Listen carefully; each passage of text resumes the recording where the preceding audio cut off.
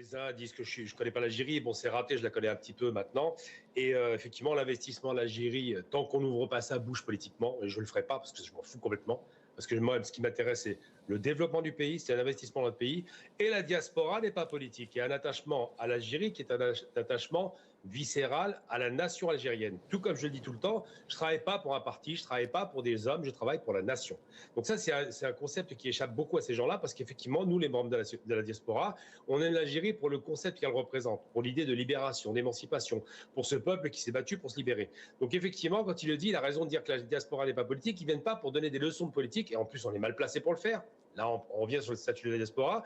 On est mal placé pour le faire, de donner des leçons de politique alors qu'on n'y vit pas, effectivement. Même si on commence à y vivre, et c'est à ce moment-là que la politique, donc la vie en communauté et la gestion, effectivement, de la population, dans la politique, en l'occurrence, devient intéressante. Mais si jamais la question politique s'impose à nous, elle s'impose à l'étranger. Par exemple, les élections où on voit l'extrême droite qui monte en puissance, mais qui ne passera pas parce que c'est les incompétents, ils ne dépassent jamais les 45%. Il ne faut pas l'oublier, mais il faut rester vigilant.